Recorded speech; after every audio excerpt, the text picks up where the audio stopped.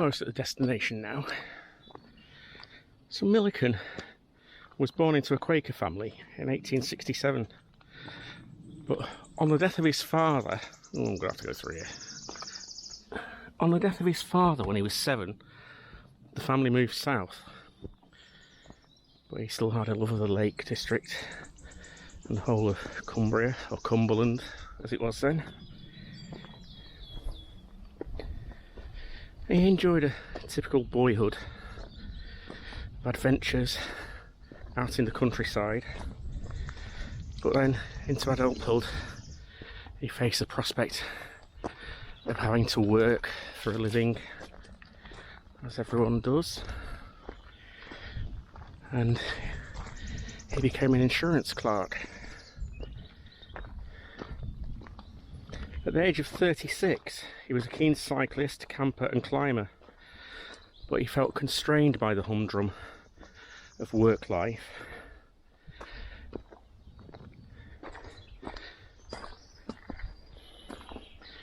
And then, in what was seen as pretty radical back in those days, he decided he wanted to live a simpler life of self-sufficiency.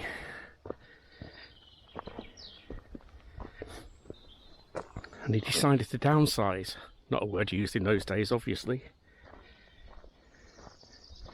and make some really radical life transitions, well before they were thought of as to being a modern day thing.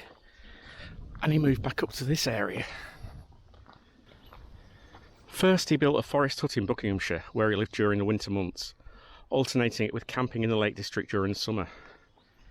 Next he adopted a title just for himself, Professor of Adventure, and he began offering adventure trips in the Lake District for interested campers and lovers of the outdoors.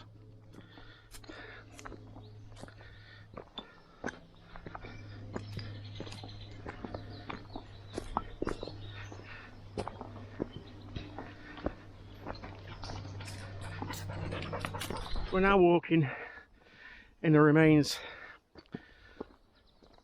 of a disused quarry. And in the 1920s, Millican Dalton came to know this place very well.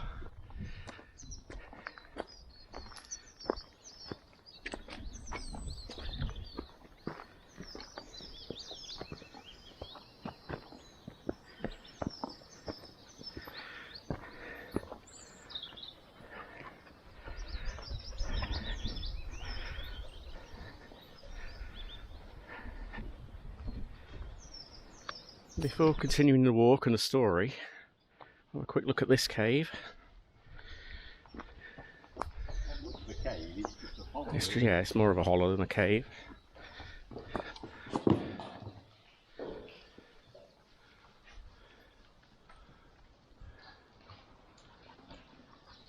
It wouldn't offer you much shelter here though, would it? The dripping water and all that. No.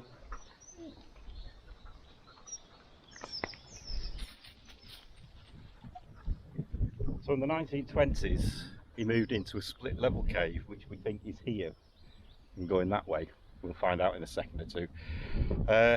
Where he moved to live a frugal life. He baked his own bread, made his own clothes. He had a sewing machine which he sewed everything together, and followed a really healthy natural diet. He manufactured pioneering lightweight kit for walkers and ramblers, some of which the name still exists. Yeah, you can get, is it Millican or Dalton? I can't Millican. remember. Rucksacks and clothing and it just, all his groups that he took up into the hills were always ready to equip themselves with Millican clothing. He was known locally as an eccentric, and eccentric clothing, especially his Tyrolean hat and love of dark coffee and woodbines, which for those of you of a younger generation are very strong cigarettes.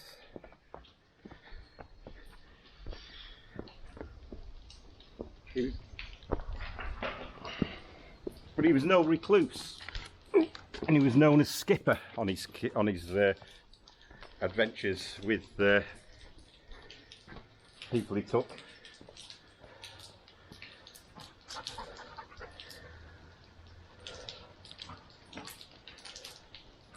So as the skipper, he would lead parties in mountain rapid shooting, rafting, and having hairbreadth escapes, eccentric none the least, and into climbing. But he also ventured further afield, taking parties over to Switzerland, mountaineering.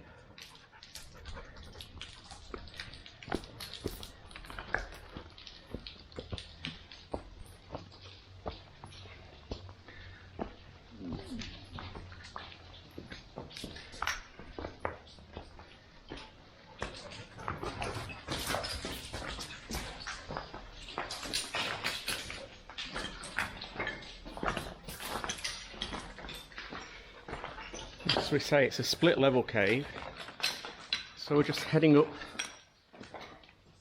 to the higher level now.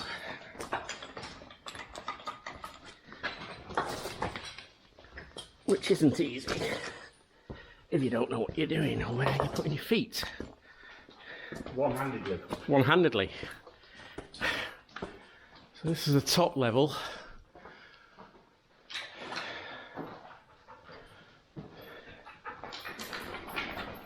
So this is where he lived.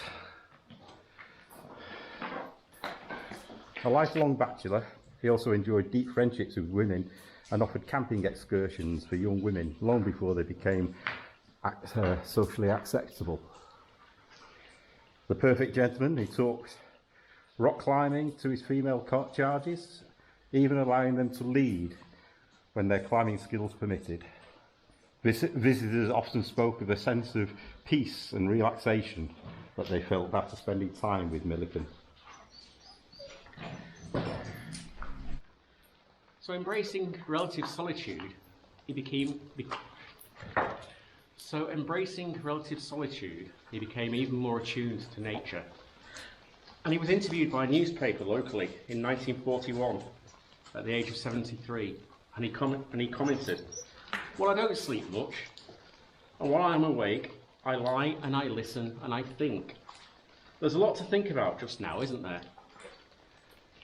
All the sounds of the night, the roar of the mounting stream, the barking of the dogs and foxes, and the cries of birds. How can I be lonely in such company? But one night, not long after the outbreak of World War II, he wasn't lonely.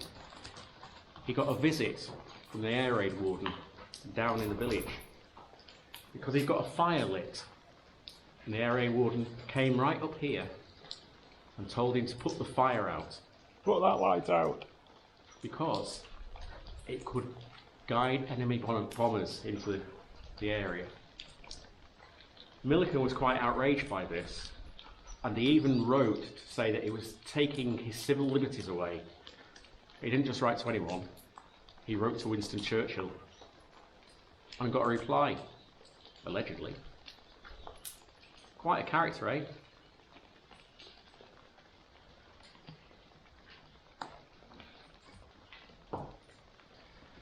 I don't know whether you can see this, but oh yes, so that's probably better. But he inscribed, or this inscription is put down to him: "Don't waste words, jump to conclusions." Don't waste words.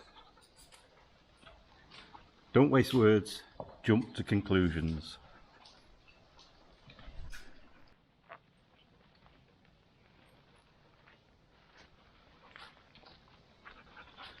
Millican died aged 79 in 1947, and by his bedside, an uncompleted... Why can I not do it? The paper's not in, is it? Millican died aged 79 in 1947, suffering heart failure and bronchitis. A book lay uncompleted by his bedside. It was titled The Philosophy of Life. It was his journal of observations, and it was based on 30 years of living in the wilderness. But sadly, the book remains lost to this day. No one knows what happened to it. But this cave has become a bit of a pilgrimage to people who love the wilderness. For all lovers of adventure, Millican Caves remains a sight to come to. Chivalry and wisdom were two of his bywords, and he said that it offered proof that behaving like a gentleman and following one's personal star can create a signature life that can richly benefit others. Millican never forgot that a man's true spirit is forged in the crucible of adventure. Every pursuit with one of his groups would be turned into a romantic escapade. So this is it, and that's him, Millican Dalton, and Millican's Cave, where he lived.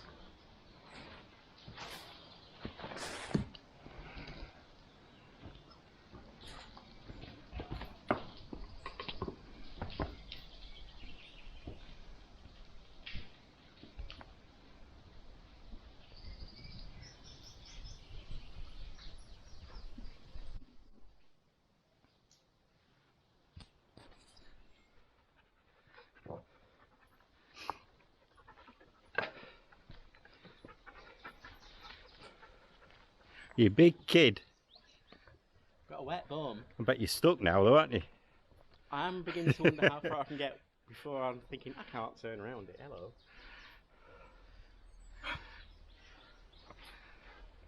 You got a dirty bum. I know.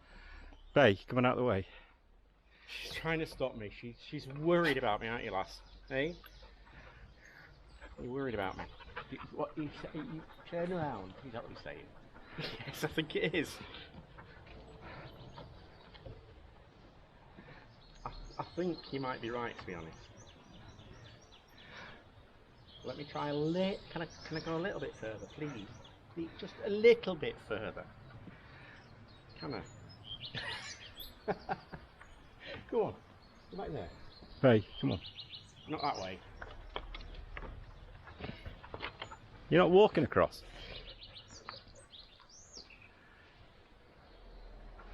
Can't get your leg up that high now, can you?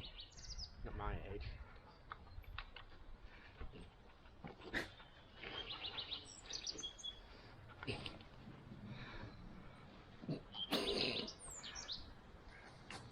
I don't know what you're trying to do now.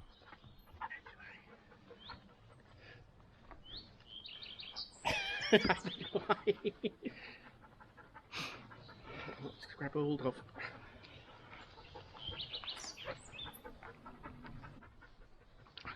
We may be sometime.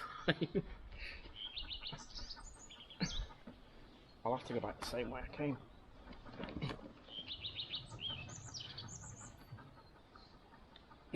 You got your other leg over.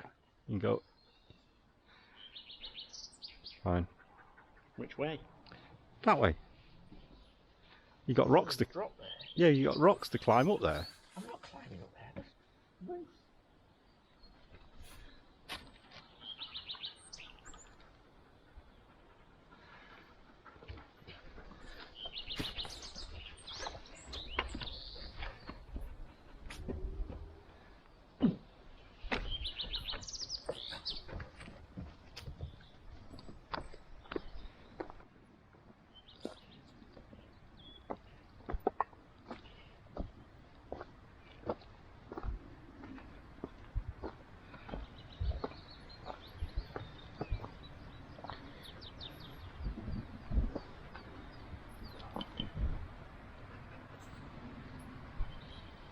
Nearly back at the van now. Time for the next bit of the video. Wonder where that'll be then. Could it be coffee? Could it be tea? Could it be hot chocolate? Or could it be something else? Fish and chips. You know, at the seaside. But before anything else, it is a coffee. Again. Cheers.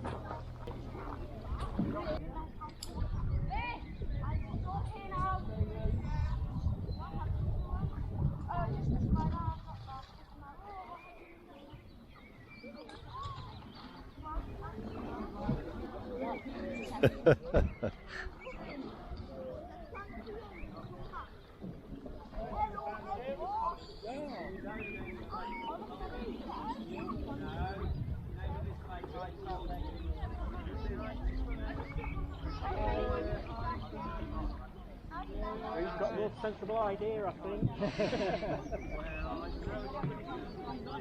It is. Right, I would like. Great. Yeah.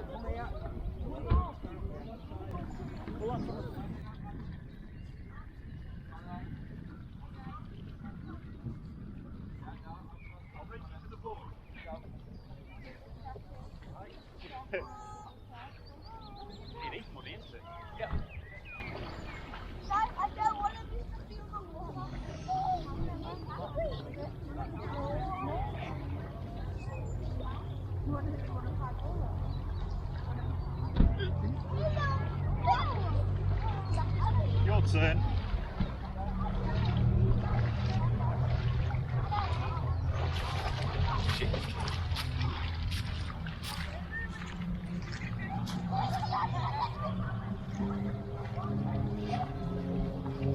Got the ducks.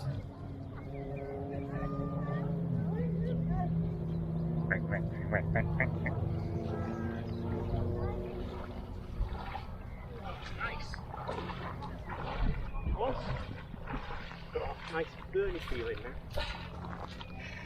Oh, frostbite. Yeah. Not going in? Rich is filming us at the moment, but he says he won't go in. Go on, dip a toe in.